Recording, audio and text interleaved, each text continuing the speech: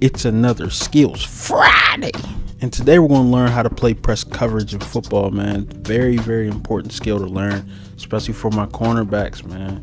Cornerbacks, you're going to be asked to play press coverage at some point in your life, and if you can't do it, you're not going to play out there. So you got to understand what to do, what to look for, how to jam, all this stuff, man. This is very, very important. So if you're a D-back, write down, get some notes, listen up. If you're a receiver and you want to understand how corners is trying to come at you, you might want to write some of this stuff down too. Big time information is coming, man. So first and foremost, we got to understand alignments as a cornerback. Understand alignment, man.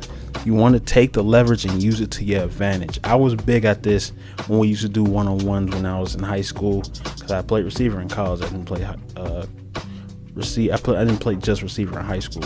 So what I realized was I just wanted to cut people off. I didn't want to give them a two-way go. I didn't necessarily like playing straight up. And you got to understand, like, there's two ways you could go about this. You could not give them inside, and you could go in the inside, and you'd be like, okay, I'm not letting you go inside. You want to go to your grandma's house, you got to go outside. You want to go to the end zone, you got to go outside. You got to go outside. I'm not letting you come inside. I know a lot of times you see a lot of people will be like, oh, we'll push them out of bounds. It's like, I ain't even saying you ain't even got to be there yet. But if you're like, yo, I don't want to let him go inside, that's a better leverage point anyways, because you don't want to get caught chasing this guy around the field. Even if you're not, especially if you're not a faster D-back, you don't want to be caught chasing this guy around the field. So you want to make sure you do not give them inside leverage.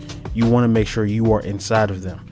Outside leverage is a little bit different. Outside leverage can be used on fade routes, goal line fades, any type of out route, like any type of time where you're in press coverage and you're just like, I don't really want him near the sideline or late game situation.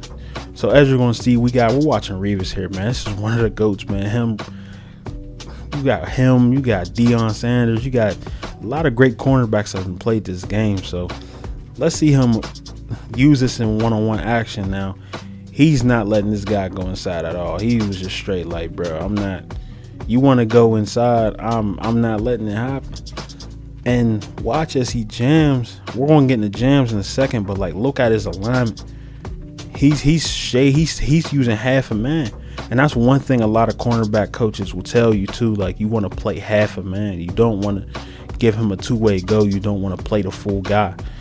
Give yourself a leverage. So play him inside or play him outside, but you kind of want to you don't want to give him a choice. A lot of times people will be playing him straight up and be like, yeah, I got you everywhere, I'm playing you straight up. But yeah, you're going to really be chasing. So you're going to really have to be like a dynamite defensive back to do it. But beginners, I always try to play inside. I don't want to be chasing you around the field. So if I could just push you to the sideline, make sure you never cross my face. You're going to have to work to cross my face, bro. Like, I'm not letting you cross my face. And with that saves you running. That saves you chasing this guy around the field. Because if you let him get across the middle and he runs drag routes and he's running slants and he's running posts, in routes, it's going to be a long day for you, bro. And your coach going to mess around and pull you. So let's get into jams, man. We got to understand how and where to jam. So I did a video on different jams and how to jam a receiver. And there's the two different jams we're going to go over. Is a one-hand jam and a two-hand jam. So first we're going to go over the two-hand jam. The two-hand jam is a more aggressive jam. This is usually when you're jamming a receiver, you do not want to let them off the line. You kind of want to make your presence felt. A lot of bigger D-backs like two-hand jams, and also stronger D-backs. Two-hand jams is you're really making your presence felt. Like, you're just like, bro, like, this is going to be a long day. You're going to have to work for everything. I really wouldn't just use this all the time, but I'd use it in situations where it's like, I'm not letting you off the line. And you can't go into a two-hand jam half-hearted, bro. Do not go into a two-hand jam scared of the receiver. Because I know, me personally, as a wide receiver, when I seen DBs going into a two-hand jam and they was like, they kind of didn't want to do it, I'm throwing you, bro. I'm hitting your arms. I'm getting past you. That jam better not be weak. So you got to go up there in your mind like, bro, I'm getting all the way in his chest. And in a two-hand jam, where you want to initiate the jam is you kind of want to grab that chest plate. You want to get into that chest plate on your shoulder pad. And that's very important because you can stop his progress going forward. At this point, if you get too high and hit the shoulder pad, not really going to stop their progress. So you want to really get into that chest cavity and really, man, see what they made of, man. A lot of people be jelly chested out here, man. And I see a lot of wide receivers, they don't got no hands out here. So if you could get in their hand, you get in their chest, man, and they ain't got no hands, bro, it's gonna be a long day for them. A lot of receivers want to look cute, man, and I'm telling y'all as a receiver. So as you see this, he two hands jams him, he gets right in his chest cavity. He's not playing with him, jelly chest, and he's like, bro, you want to come inside, I'm not letting that happen. So as you see, this is the same play I showed y'all before, inside leverage. And he's going with the two-hand jam. He's bringing everything. He's bringing everything in the gumbo, bro.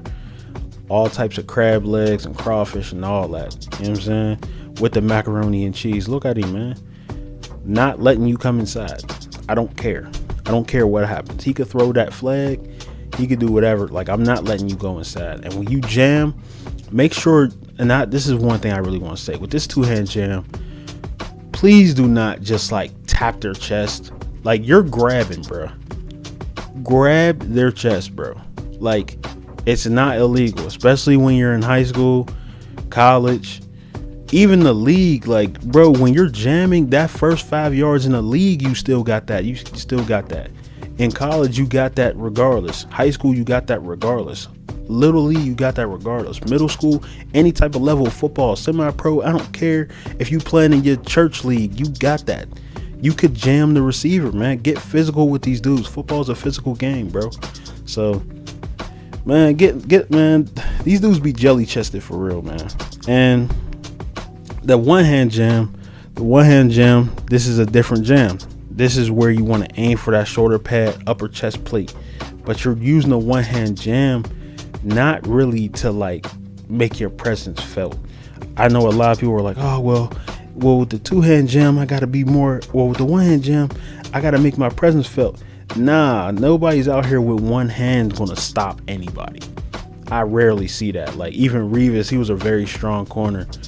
He wasn't pulling that off. Like, there's not really much corners that's gonna just be like, oh, I could just guide this receiver with one hand. Now, you could guide him a little bit, but you're not going to stop him right in his tracks. That's why it's very important. You want to grab that shoulder pad with that inside hand. Now, with that inside hand, you're kind of guiding them. Grab that shoulder pad, upper chest plate, and you're kind of guiding them. So as you see, Reeves, he grabs that chest plate. He grabs that shoulder pad, and he's mirroring him. He's like, I'm with you all the way. Still not letting you go inside because I got inside leverage. Now, I'm going to make this quarterback throw a perfect pass. Look, inside leverage, perfect. Jericho Cotry, shout out to him.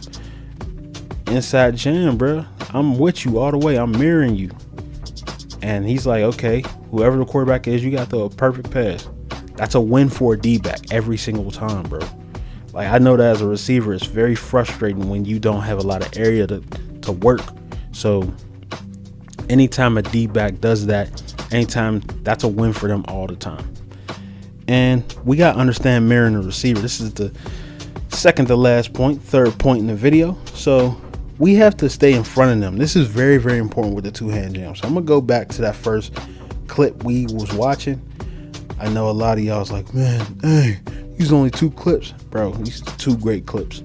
So as you see, it's very important to mirror the receiver in the two-hand jam because you do not want to open the floodgates, man. You don't want to make this a chasing game, especially if you're not fast. You make this a chasing game as a D-back, I don't care if you are fast, it's going to be hard. Like, I doubt that you're Patrick Peterson, Jalen Ramsey, or Trevon Diggs. We're not there yet. So you got to understand, you got to mirror these guys. And what I mean by mirroring is when you're jamming with this two-hand jam, move with the receiver, move your feet, shuffle. So look, he's jamming and he's moving. He's with the receiver. He's not jamming and then like stand there. If he stays there, that's how he gets past him. And he passed interference at the end, but you know, happens sometimes. So like as he jam, literally pay attention to the feet. He gets into his chest cavity, big jelly chest, and he's moving his feet. He's moving his feet, stand with the receiver. He's mirroring him. Just like the mirror drill that you guys do, that receivers do in terms of blocking. Same thing as a D-back. You want to literally mirror this guy. You want to jam him and mirror him.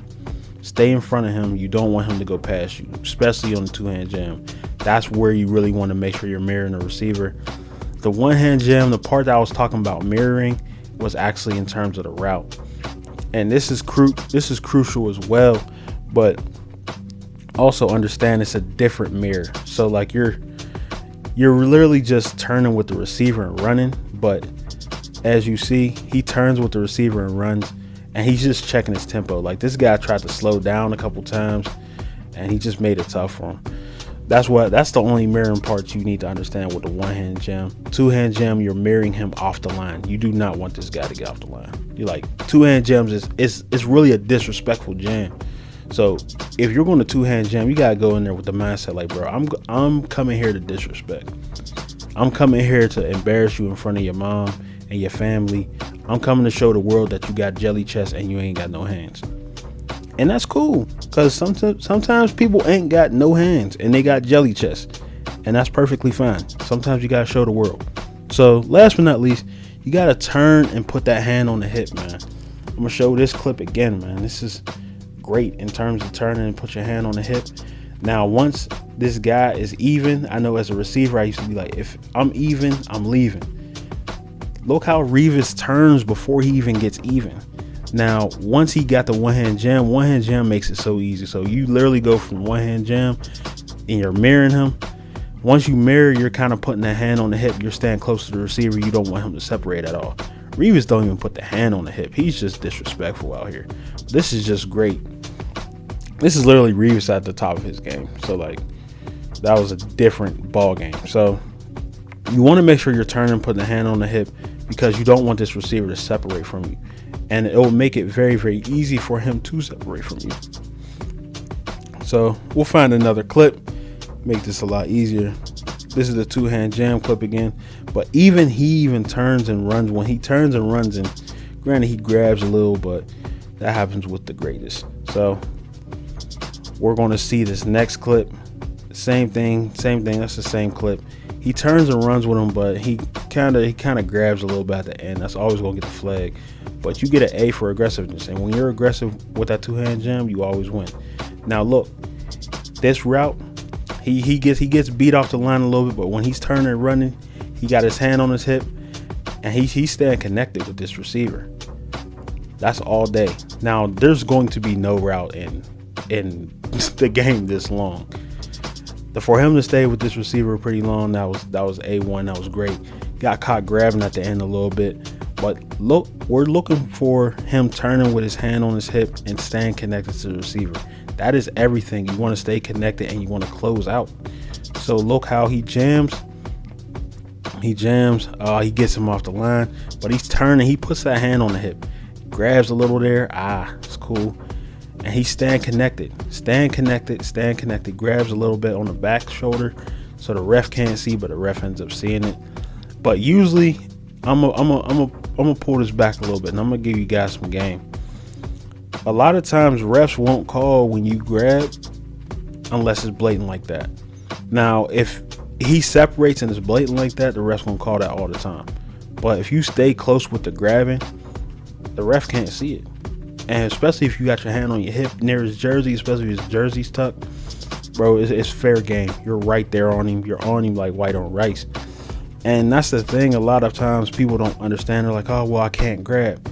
Yeah, it's not ideal to grab, but at the same time, if you got it and you got it like that and you don't want this guy to get past you, hand on the hip, and you can't really he's separating from you a little easy, grab a little bit, man. Make sure you're staying with these guys.